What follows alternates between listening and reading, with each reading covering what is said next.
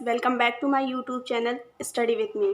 तो आज हम लोग इस वीडियो लेक्चर में मोल कॉन्सेप्ट के ऊपर कुछ न्यूमेरिकल्स करेंगे। तो मेनली आज हम इन तीन फॉर्मूलेस का यूज़ करेंगे। फर्स्ट ऑफ ऑल हम लोग क्या करते हैं कि इन तीनों फॉर्मूले को रिवाइज कर लेते हैं। और अगर आपको वीडियो अच्छी लगती है देन हिट लाइक बटन और चैनल को सब्सक्राइब कर लीजिए ताकि आपको अगली वीडियोज़ की नोटिफिकेशंस मिलती रहें। तो सबसे पहला फॉर्मूला है number of moles n is equals to mass of element. Mass of element हमें गिवन रहेगा और उसकी यूनिट ग्राम होती है। ठीक, तो अगर आप मास ऑफ एलिमेंट नहीं पहचान पाते हैं तो याद रखिएगा कि इसकी यूनिट ग्राम हुई होगी अपॉन मॉलिक्यूलर मास और एटॉमिक मास। अगर यहाँ मॉलिक्यूल दिया है तो मॉलिक्यूलर मास रहेगा और अगर एटम दिया है कोई तो उसके लिए एटॉमिक मास रहेगा। फिर दूसरा है number of moles is equals to number of particles. Number of particles means particles यहाँ पे जो है वो नंबर ऑफ मॉलिक्यूल्स या नंबर ऑफ एटम्स हो सकते हैं अपॉन Na की वैल्यू जो है फिक्स रहती है, एवोगैड्रो कांस्टेंट 6.022 इंटू 10⁻23। उसके बाद थर्ड फॉर्मूला हमारा है number of moles in relation to volume. तो वॉल्यूम बाई 22.4 जो कि हमें लीटर में गिवन रहेगा।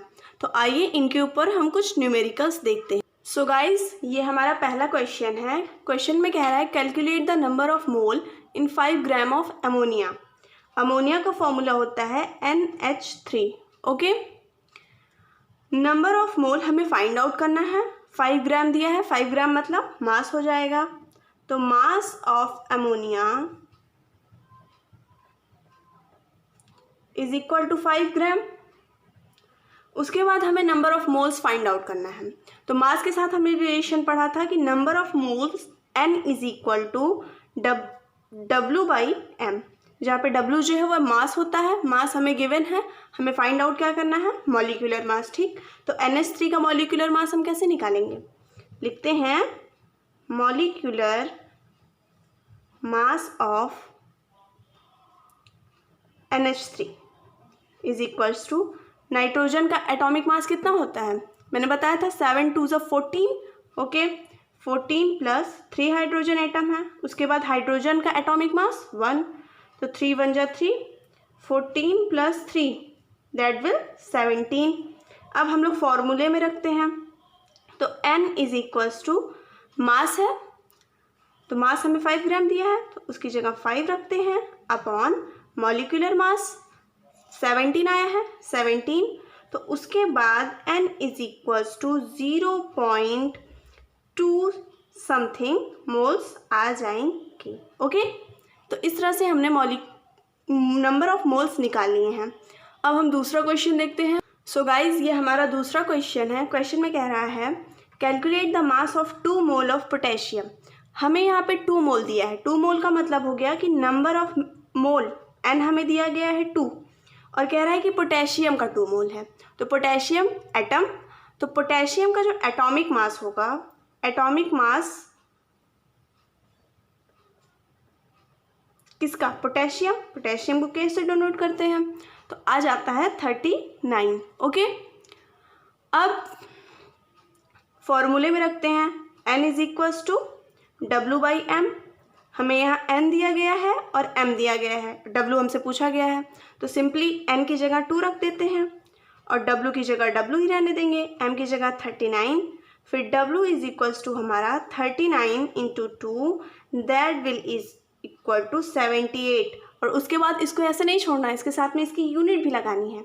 मास है, मास हमेशा ग्राम में कैलकुलेट होगा। थर्ड क्वेश्चन में कह रहे हैं calculate the number of molecules. यहाँ पे हमें दूसरे फॉर्मूले का यूज़ करना है। नंबर ऑफ मॉलिक्यूल्स, जहाँ हमने नंबर ऑफ पार्टिकल्स देखा था वहाँ हम नंबर ऑफ मॉलिक्यूल्स रख सकते हैं। इन 2 mole of nitrogen gas, number of mole यानी कि N हमें दिया गया है 2 और हमसे नंबर ऑफ मॉलिक्यूल्स को हम नॉर्मली N0 से डिनोट करेंगे। ठीक, पूछ रहा है तो फॉर्मूले में हमने देखा था कि N is equals to N0/Na होता है, जहाँ Na की वैल्यू फिक्स होती है। तो इस क्वेश्चन में हमें नाइट्रोजन का मॉलिक्यूलर मास नहीं निकालना है। मैंने मॉलिक्यूलर मास क्यों बोला, क्योंकि यहाँ नाइट्रोजन गैस है। अगर नाइट्रोजन एटम होता तो एटॉमिक मास होता, बट जो नाइट्रोजन गैस होती है उसमें N2 मॉलिक्यूल होता है। तो उसके लिए मॉलिक्यूलर मास निकलेगा। फिर फॉर्मूले में वैल्यू पुट करते हैं तो n वैल्यू दी गई है 2, n नॉट हमसे पूछा गया है और ये 6.022 इंटू 10⁻23 फिक्स होती है।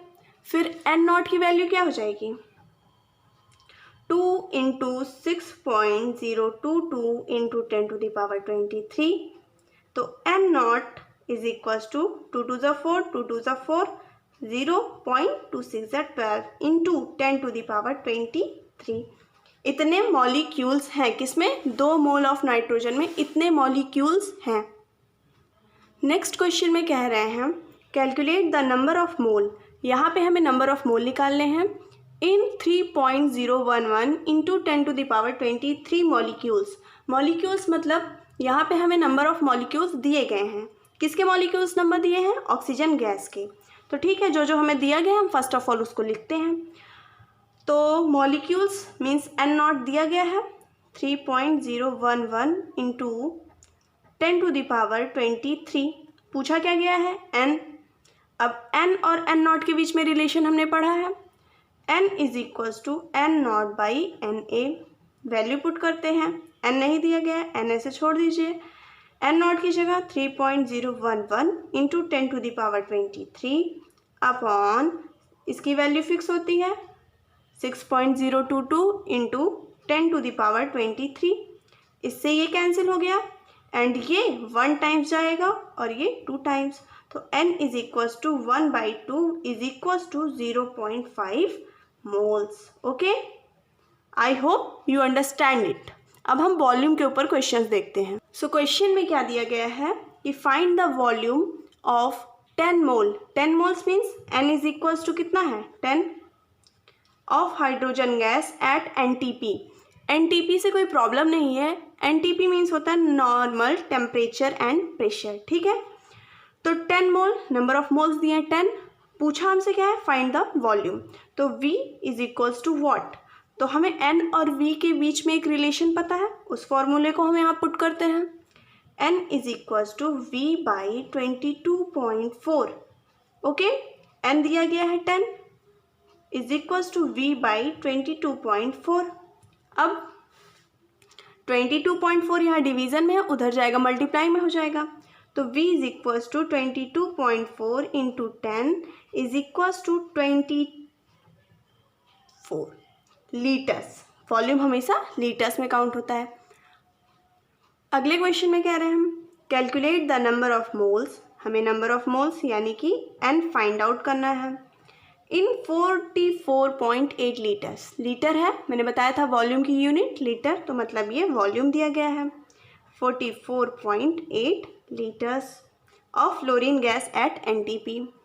ओके, तो यहाँ पर जो हमें n और V के बीच में रिलेशन पता है हम उसको लगाते हैं V/22.4।